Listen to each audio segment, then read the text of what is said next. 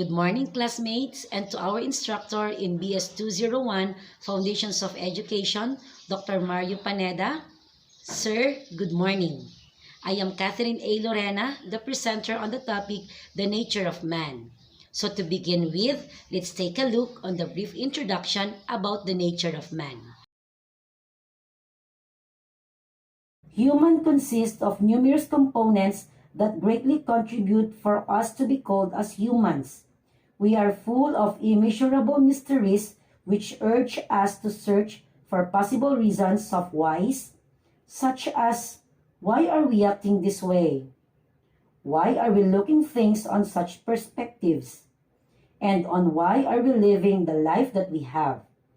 And for us to successfully come up with the answer that our heart truly longs for, man must study man. That is why anthropology comes in. So what is anthropology? To break the word anthropology down to its root words, the word anthrop comes from Greek language which literally means man, while other term logi solely pertains to science. Therefore, we can easily prove that the concept and the word anthropology means the science of mankind and or the study of human nature. As stated by Collins Dictionary, anthropology firmly refers to the science that deals with every aspect that covers humans as a whole. These aspects include human origin, institutions, and human belief. As added by the American College Dictionary, anthropology is largely known as the study of human origin, the same as how Collins Dictionary defined it: humans' physical, intellectual, and moral development, and also humans' cultural development. As stated by the prominent Jacobson Stern, this type of human science merely refers to the study of man's various aspects such as physical, social, and cultural development, and the behavior of human beings since they lived on Earth. Some researchers also explained that anthropology is the science that deals with man's agreement and divergence among other animals existing in the earth. So, what is man? To make things clear, it is ideal for us to know what a man truly is, and what are the other significant characteristics of a man that made man as the highest type of species. Man can easily be defined with various characteristics that we are being divided into two significant aspects. First, the biological aspect, and the second, the behavioral aspect of man. So let's take first the biological characteristics. Since we started to breathe on Earth, we are already blessed with innate characteristics. These unique characteristics made us more advantageous and more productive if compared to other kinds of species.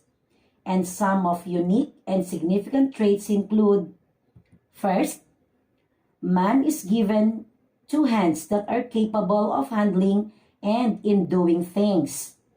Man can use his or her thumb in delicate manipulations, something which animals cannot do. Next one, man is blessed and is capable to walk with 2 feet, while other species walk on 4 or more than 4 feet, causing them to walk while their bodies are directly proportional to the ground. Let's take a look at the third one. Man is capable of digesting various types of food rather than animals. The fourth biological characteristic of a man is that man's eyesight is wider in terms of span. Our eyesight has a wider span of distance from a few inches to many miles, which animals lack. And the last one, man has a vast, creative, and complex mind. Man is capable of thinking critically, thus capable of making fair decisions. Next, let's go to the behavioral characteristics of a man. Man's way of living a life truly varies from other species.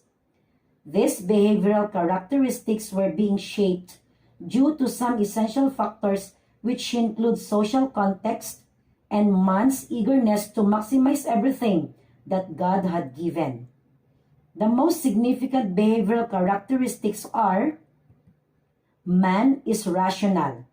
With this given characteristic, man has the innate ability to reason out and to weigh huge difference between right and wrong.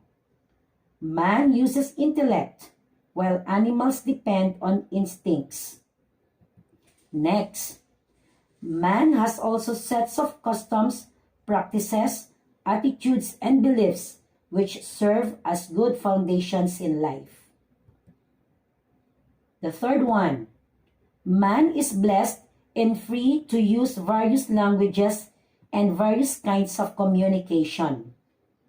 While animals use their unusual sounds and simple gestures to communicate with the other animals, man is blessed and free to use various languages and various kinds of communication, such as the speaking, writing, making use of symbols, and gestures as a medium of communication.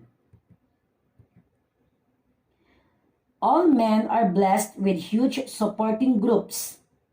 As they say, no man is an island. So all men are blessed with huge supporting groups which supports them in various ways. These supporting groups include the education, the spiritual side, and of course we have the social groups and others. The fifth one, man is capable of inventing and doing new things. Due to man's creative mind, they are able to come up with useful inventions such as technological devices, vehicles, tools, and infrastructures which made living a bit easier, while animals are just contented with what is present. Next, man can easily apply creative techniques in terms of cooking and preparing their desired type of food. But in the case of animals, they are just eating the food that is available in their respective habitats without any preparation and processes of cooking being done. And the last one, we have man inherits numerous needs, urges, and hungers, which is known as drives. These drives must be satisfied in our efforts to do so we create and develop culture. So those are the behavioral characteristics of a man. So let's proceed to the divisions of anthropology. The same with other kinds of sciences, anthropology also has numerous subtopics which greatly deal with other human facets. These subtopics include the physical anthropology. So what is physical anthropology? Physical anthropology is a study that merely deals with man as a product of evolution. It also aims to understand man's bodily structures and also studies and analyzes human population. So under physical anthropology, it is said that apes and monkeys are the nearest approximation to human progressive growth. They also exhibit great similarity in their diseases and ailments. This is the main reason why scientists study them and their behavior and use the findings from their experiments on them before applying the results to human beings, especially in relation to human breeding and related problems.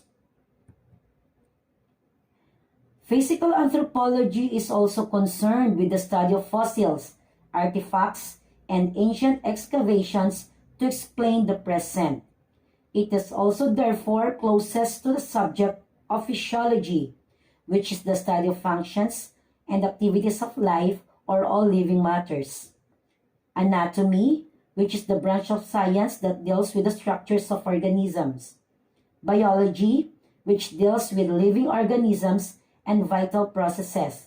And lastly, the zoology, which deals with the classifications and the properties and the vital phenomena of animals. So that is the physical anthropology. So let's proceed now to the other division of anthropology, which is the cultural anthropology. So what is cultural anthropology? It studies the behaviors or the various facets of man's lifestyle, his culture, religion, family, kinship relationship, language, values, traditions, livelihood, and others. Due to these concerns, cultural anthropology is divided into different types such as ethnography and ethnology, linguistics, and archaeology. So let's take a look at the first type of cultural anthropology. So we have ethnography and ethnology. So if we say ethnography and ethnology studies the interrelationships of people and their origin and environment, compared and analyzes their similarities and differences in order to understand why people have different cultures. Next, we have archaeology. So what is archaeology? If we say archaeology, it is concerned with the buried remains of the ancient cultures and the skeletal remnants of human beings and their remains and association within their social group during their time on earth. And the last one, we have the linguistics. If we say linguistics, this is the science of language. It is an integral aspect of culture. Also, linguistics is concerned with man's language and non-literate or literate, past and present. Okay, so let's proceed now to the relation of anthropology to other sciences. So physical anthropology is related to the biological sciences such as the anatomy, physiology, embryology, and genetics. While social anthropology is related to sociology, psychology, geography, economics, and political sciences. And then we have the cultural anthropology, which is related to humanistic disciplines such as history, literature, art, and music. Okay, so let's proceed now to the educational implications of anthropology. So what do you think are the educational implications of anthropology? So first, we have anthropology allows people to study how humans and other organisms react to certain environments. It gives us a closer view on the innate relationship of man with nature and also the relation of animals with their own habitats. Next, it gives us insights on how things work, live, and coexist. The third one, it helps us to determine how things were made, live, and react to different scenarios and how different texts and our perception of ideas change us. The fourth one, it also helps us to study the changes that happen upon nature or from ourselves or from other organisms. Through it, we are able to understand significant changes that occur in every living thing that exists on earth. Changes happen in every living thing organism can affect other organisms that surround it. And so, along with this, it shows us a great deal how much more advanced we are to become. So, in other words, anthropology allows us to see that we humans can do something to improve our way of life.